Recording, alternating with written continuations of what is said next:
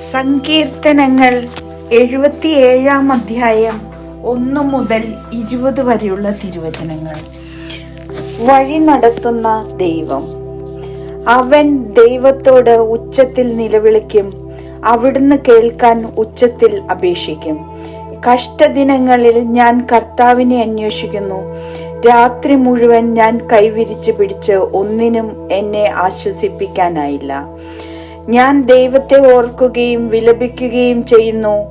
ഞാൻ അധ്വാനിക്കുകയും എൻ്റെ മനസ്സ് ഇടിയുകയും ചെയ്യുന്നു. കണ്ണു ചിമ്മാൻ അവിടുന്ന് എന്നെ അനുവദിക്കുന്നില്ല. സംസാരിക്കാനാവാത്ത വിധം ഞാൻ ആകുലനാണ്.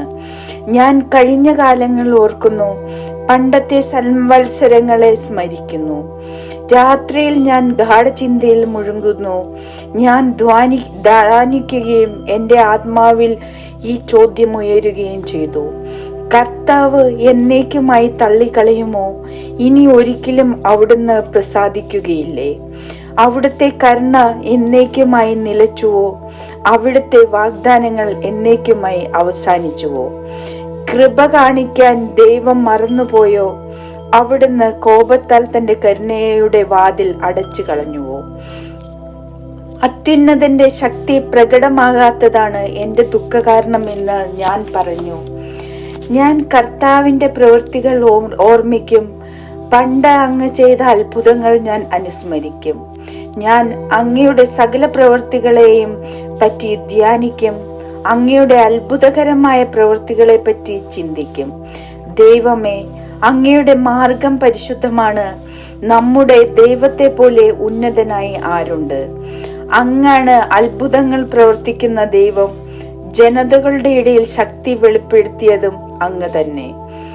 അവിടുത്തെ കരം അവിടുത്തെ ജനത്തെ, യാക്കോബിന്റെയും ജോസഫിന്റെയും സന്തതികളെ രക്ഷിച്ചു. ദൈവമേ, സമുദ്രം അങ്ങയുടെ മുൻപിൽ പരിഭ്രമിച്ചു. അങ്ങയെ കണ്ട് അഗാധം ഭയന്നു വിറച്ചു. മേഘം ജലം വർഷിച്ചു, ആകാശം ഇടിമുഴക്കി. അങ്ങയുടെ അസ്ത്രങ്ങൾ എല്ലാ വശത്തും മിന്നിപ്പാഞ്ഞു. അങ്ങയുടെ ഇടിമുഴക്കം ചുഴലിക്കാറ്റിൽ മാറ്റൊലി കൊണ്ടു. അങ്ങയുടെ മിന്നലുകൾ ലോകത്തെ പ്രകാശിപ്പിച്ചു. ഭൂമി നടുങ്ങി വിറച്ചു. അങ്ങയുടെ വഴി സമുദ്രത്തിലൂടെയും അങ്ങയുടെ പാത പെരുവെള്ളത്തിലൂടെയും ആയിരുന്നു. അങ്ങയുടെ കാൽപ്പാടുകൾ അദൃശ്യമായിരുന്നു. മോശയുടെയും അഹറോന്റെയും നേതൃത്വത്തിൽ അങ്ങയുടെ ജനത്തെ ഒരു ആട്ടിൻകൂട്ടത്തെ എന്ന പോലെ അങ്ങ് നയിച്ചു.